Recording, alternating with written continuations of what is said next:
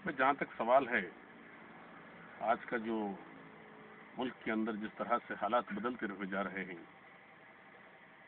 हमें अब ये एक फिक्र लेना है, एक सोचना है कि क्या वाकई हम एक सेकुलर पार्टी को फिर से मुल्क का एक वजीर आजम बना सकते हैं। तो यहाँ खासकर हमें सोचना है और काम करके दिखाना भी है कि एक सेकुलर कैंडिडेट को हम यहाँ से जिताएंगे तो अपने अपने हल्के से, तो मुल्क के अंदर फिर से एक सेकुलर गवर्नमेंट बन सकती है।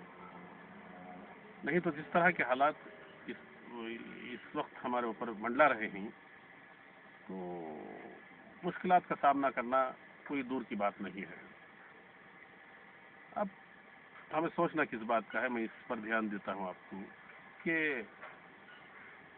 जिस तरह से हम अब हमारे जो वोट हैं, हमारे वोट बटे हुए हैं।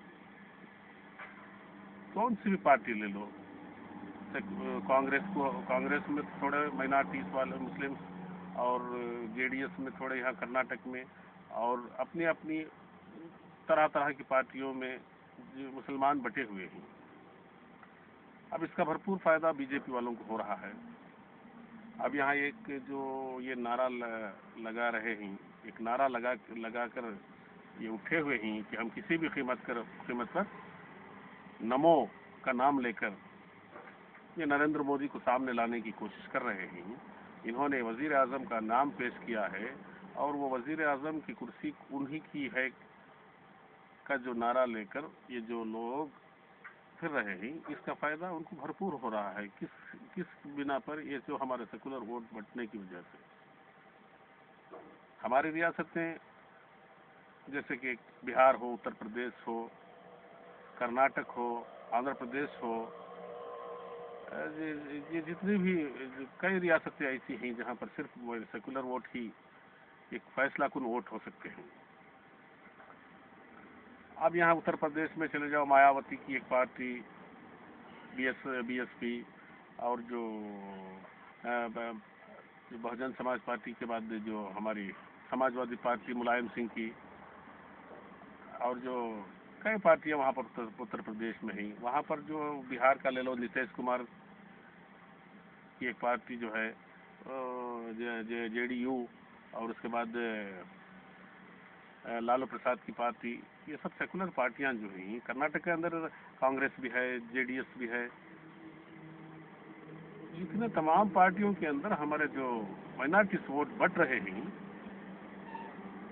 बाकी हम एक प्लेटफॉर्म पर आ गए, सब एक, जैसा कि कर्नाटक में कांग्रेस हो या जेडीएस, एक पार्टी में आ जाना चाहिए। अगर हम माइनॉरिटीज वाले एक कन्वेंशन कराएं हर स्टेट में कि हम इस मरतबा लोकसभा इलेक्शन में एक सेकुलर कैंडिडेट को हम वजीर आजम बनाने का ख्वाब देखे हैं, हम इसी को बनाएंगे और इस मुल्क को मुस्तहकम रखेंगे।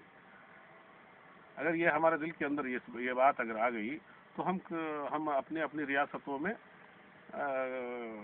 एक कैंडिडेट को हम चुन सकते हैं, एक वजीर आजम को चुन सकते हैं, एक हमारे एक लोकसभा मेंबर को हम चुन सकते हैं। अगर किसी कीमत पर बढ़ गए, मिसाल के तौर पर कर्नाटक में ले लो, कर्नाटक में बीजेपी जब आई, एक सरकार बनी, साउथ में सबसे पहले सरकार कर्नाटक में बीजेपी की ही बनी, कर्नाटक में ही बनी।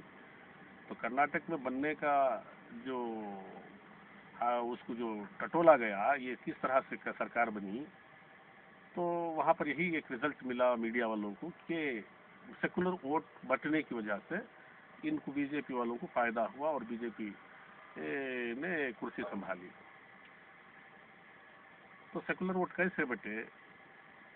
सारे जो माइनॉरिटीज के वोट थे कांग्रेस और जेडीएस में आधे आधे बढ़ चुके, इसका भरपूर फायदा भाजपा वालों को हुआ।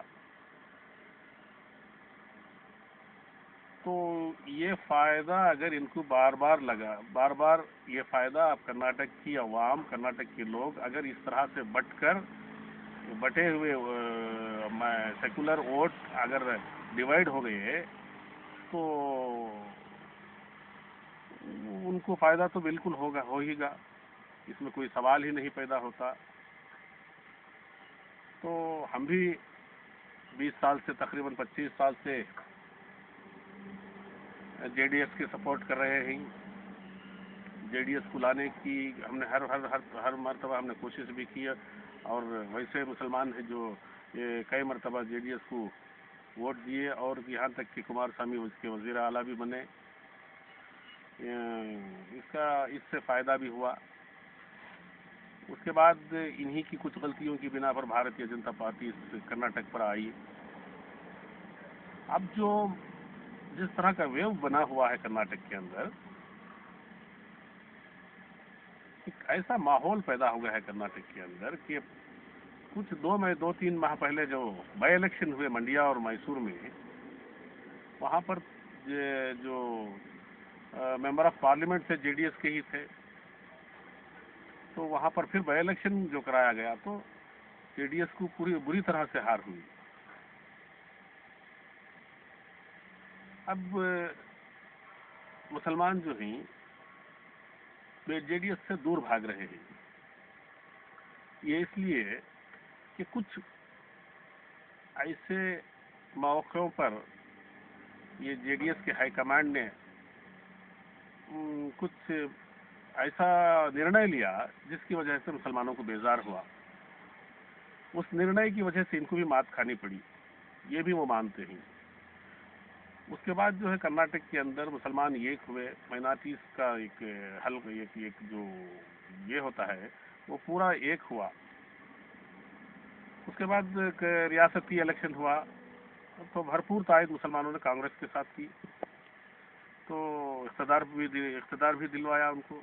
तो अभी रियासत कर्नाटक में सिद्धरामैया जो वज़ीर आला बने हुए हैं, एक इत्तेफाक की बात नहीं है, मुसलमानों का एक सपोर्ट है उनके साथ पूरा एक होने के नाते अगर डिवाइड होते तो फिर से इनको तकलीफ ये रियासत में इख्तिदार पर ना आते।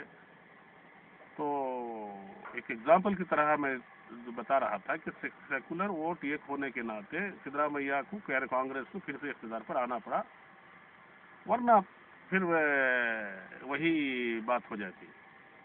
तो इसीलिए सारे मुल्क के अंदर ये लहर फैलानी होगी।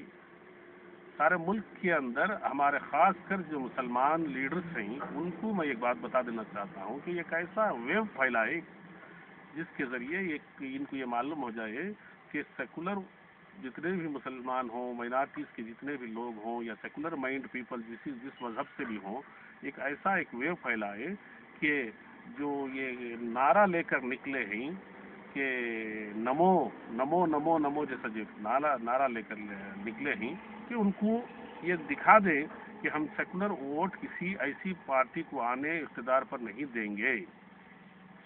तो हमें क्या करना चाहिए? इसीलिए मुल्क के अंदर अपनी अपनी रियासत के अंदर ये जो लीडर्स हैं एक कन्वेंशन कायम करें, हर रियासत में कन्वेंशन कायम करके एक टीम बनाएं कि जहां पर कोई भी पार्टी आए एक ऐसी पार्टी की सपोर्ट करें कि वहां पर भाजपा को दूर रखें।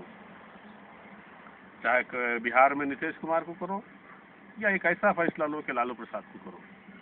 कर्नाटक में ऐसा फैसला लो कि कांग्रेस को करो या जेडीएस को करो। ये एक तरफ अगर गए, रियासत उत्तर प्रदेश में भी ऐसा एक फैसला लो कि हम क्या मायावती के पीछे जाएं, या मुलायम सिंह के साथ जाएं, या कश्मीर में फारूक अब्दुल्ला के साथ जाएं, या नेशनल जो इनके जो मुफ्ती मोहम्मद सईद के साथ जाएं। ऐसा कुछ